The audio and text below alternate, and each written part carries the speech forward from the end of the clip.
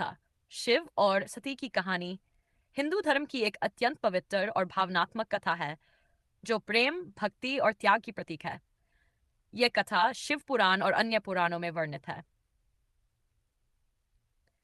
सती दक्ष प्रजापति और उनकी पत्नी प्रसूति की पुत्री थीं।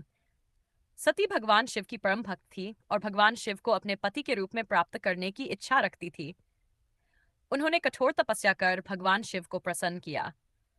शिव ने उनकी भक्ति से प्रसन्न होकर सती से विवाह कर लिया। दक्ष का यजन और सती का आत्मदाह। सती के पिता दक्ष प्रजापति भगवान शिव को पसंद नहीं करते थे। उन्होंने एक विशाल यज्ञ का आयोजन किया और सभी देवताओं को आमंत्रित किया, लेकिन शिव और सती को आमंत्रित नहीं किया। सती ने जब यह सुना तो उन्होंने शिव से यज्ञ में जाने की इच्छा जताई। शिव ने उन्हें मना किया, लेकिन सती जिद करके चली गई। वहां जाकर सती ने देखा कि उनके पति शिव का अपमान किया जा रहा है और उन्हें कोई आदर नहीं दिया गया। क्रोध और दुख से व्याकुल होकर सती ने यज्ञकुंड में कूदकर आत्मदाह कर लिया। शिव का क्रोध और वीरभद्र का प्रकट होना। जब भगवान शिव को सती की मृत्यु का समाचार मिला, वे अत्यंत क्रोधित हुए।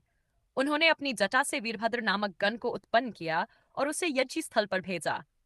वीरभद्र ने यज्ञ को नष्ट कर दिया और दक्ष का सिर काट दिया। बाद में भगवान शिव का क्रोध शांत हुआ और उन्होंने दक्ष को जीवन दान देकर उसका सिर एक बकरे के सिर से बदल दिया। सती का पुनर्जन्म पार्वती के रूप में।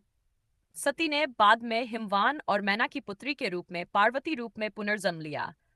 उन्होंने फिर कठोर तपस्या कर शिव को पुनः पति रूप में प्राप्त किया।